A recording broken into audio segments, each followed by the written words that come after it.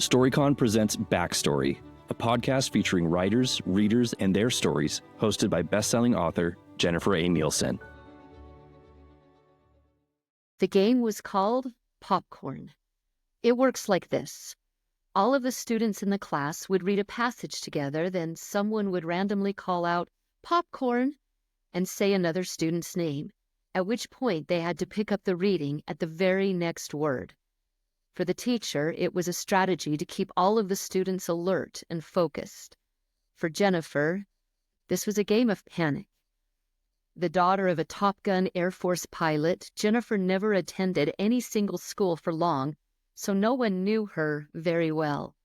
Reading aloud in front of the class could have been an opportunity to show everyone how smart she was, or how interesting the story could be if she read it. Jennifer stared at the page, watching the letters dance around. Keeping them straight long enough to decipher the words they formed was sometimes almost impossible. Yet Jennifer knew it was only a matter of time before someone would say, "Popcorn," and everyone would look at her to begin reading. She formed a strategy. Try to read ahead and memorize the next several words so that if called on, she would sound as fluent as the other students. The plan never worked as she had hoped, but it was all she had. Read ahead, memorize, try to fit in. And if not, then try again at the next school. Eventually, that new school came with a new teacher, Mrs. Sampson. Hardly a student favorite because she was older than most and sterner than most. Needless to say, Jennifer was skeptical. However, Mrs. Sampson read wonderful books aloud and often gave assignments in creative writing. One of Jennifer's stories that year involved a character she described as a fat policeman who waddled across the road. When Mrs. Sampson returned the assignment, she had circled the word "waddled" and written in the column, "Jennifer, you are a good writer." Those few words of validation changed Jennifer's life. Maybe, just maybe, she was a writer. Maybe there was something she could do well, and it involved words. It wasn't until college that Jennifer sat in a class where they were discussing learning differences in students. For the first time, Jennifer heard about dyslexia. The professor seemed to be describing her. After class, she told the professor she might be dyslexic. The professor gazed back at her, eyes full of doubt. If she really was dyslexic, how was Jennifer set to graduate from college with honors? How was she earning a history degree, one of the most reading-intensive college degrees? But the professor agreed to test Jennifer anyway. The results felt to Jennifer like a first glimpse of dawn. She was severely dyslexic. The reading assignment that might take other students 15 minutes took Jennifer an hour or more. She performed well on her tests because that childhood skill of memorizing what she read was finally working for her.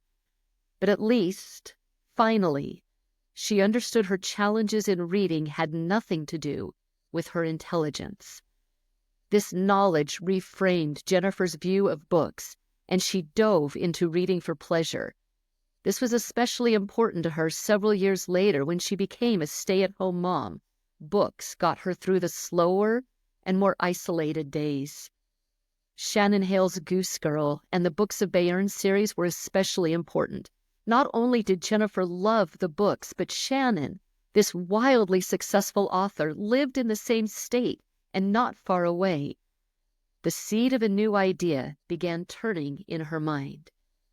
Jennifer flew back to the words Mrs. Sampson had left on her story years ago. "You are a good writer."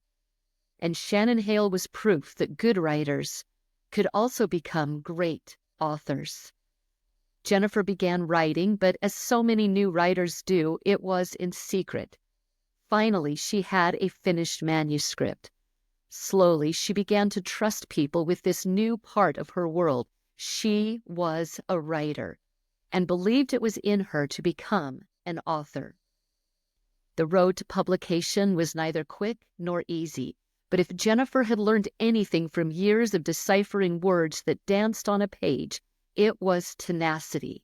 With that, eventually, Jennifer got her yes.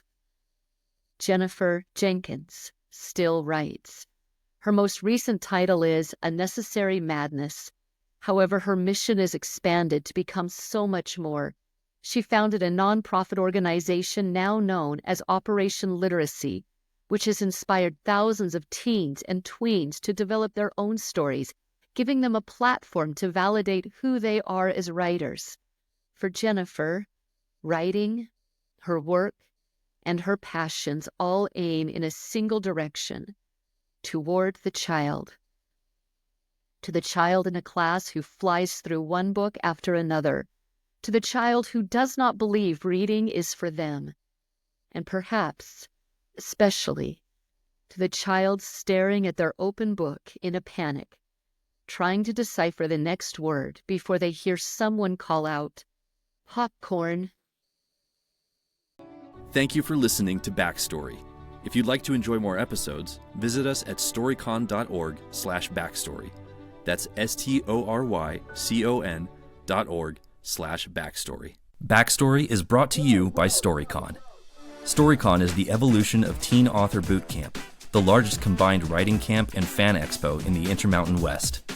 Join us on February 21st and 22nd, 2025 at the Salt Palace Convention Center in Salt Lake City, Utah.